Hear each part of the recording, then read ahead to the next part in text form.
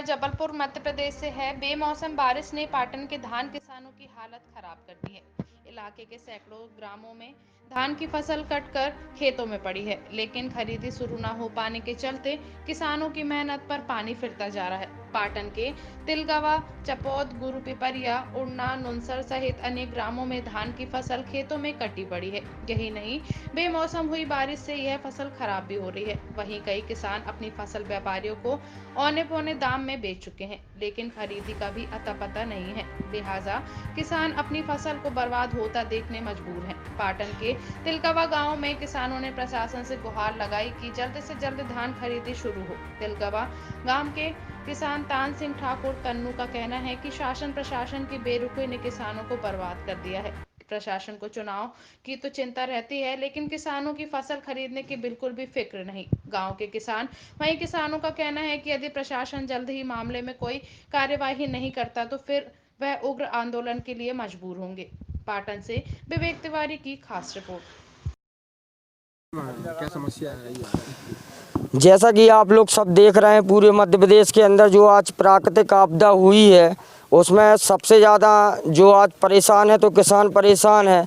आज जैसे धान की कटाई चालू हुई नवंबर में, कांग्रेस और बीजेपी को पता था कि नवंबर में चुनाव भी है और इसी समय किसानों की फसलें भी आना थी, धान और मक्का को लेके।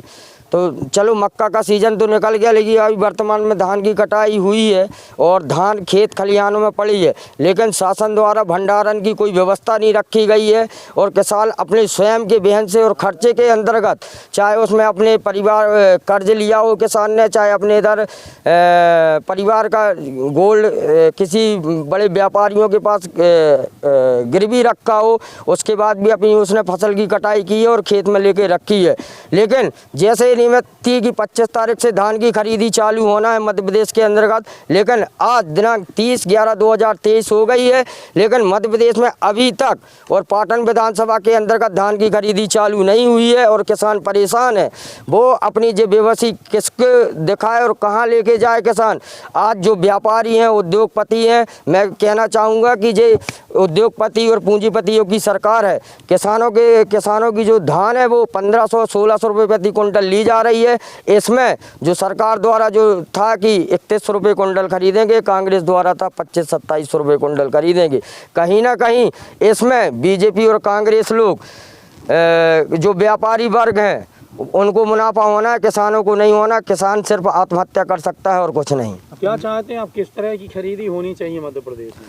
भैया, जैसे अन्य राज्यों की तरह मध्य प्रदेश और छत्तीसगढ़ और दूसरे राज्यों पंजाब में खरीदी हो रही है, डायरेक्ट खेत से के मंडी के अंदर जाना चाहिए थी धान और तुरंत उनको रजिस्ट्रेशन पे चढ़ना चाहिए थी। उसी आधार पे मध्य प्रदेश में खरीदी होना चाहिए। किस तरह की स्थिति बन रही किसानों की? आप देख रहे हैं, ग्राउंड पर हैं मध्य प्रदेश के अंदर किसान किस तरह से परेशान है। किसानों से ये प्रदेश चलने वाला है, किसानों से ही देश चलता है। चुनाव अलग चीज़ है, लेकिन मध्य प्रदेश के अंदर अभी तक जितनी सरकारें बनी हैं ये सब पूंजीपतियों की, पैसे वालों की बनी है। ये करोड़ों रुपए इनको चंदा देते हैं। तो आज जो धान की स्थिति है कि 1500-1600 रुपये ये प्राइवेट में खरीद रहे।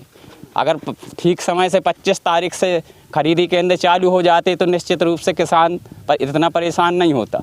अब जो ये व्यापारी धान खरीद रहे हैं 1500-1600 रुपये में, मैं रजिस्ट्रेशन के उनसे खरीद कर और अभी 2500 से 3000 रुपये में ये सरकार को बेचेंगे, जिसका फ़ायदा सिर्फ पूंजीपतियों को होगा, व्यापारियों को होगा। मैं अगर मान लो सरकार नहीं है अभी यहाँ पे, मगर शासन के कलेक्टर तो हैं, कलेक्टर तो अपना काम कर सकते हैं। 25 तारीख से अगर ये चाहती तो खरीदी चालू हो जाती, लेकिन सुनियोजित तरीके से खरीदी नहीं की गई ताकि इसमें किसान परेशान हो और किसान के साथ बंदरवाट किया जाए, व्यापारी इसमें करोड़पति हों और माला माल हो, किसान और परेशान हो। आप क्या चाहते हैं? हम ये चाहते हैं कि तुरंत 24 घंटे के अंदर खरीदी केंद्र अभी भी चालू किया जाए, नहीं तो हम लोग सभी किसानों को लेकर एक आंदोलन की तैयारी करेंगे, जिसका प्रशासन पूरा जिम्मेदार रहे। जय किसान, जय किसान, जय किसान, जय जवान।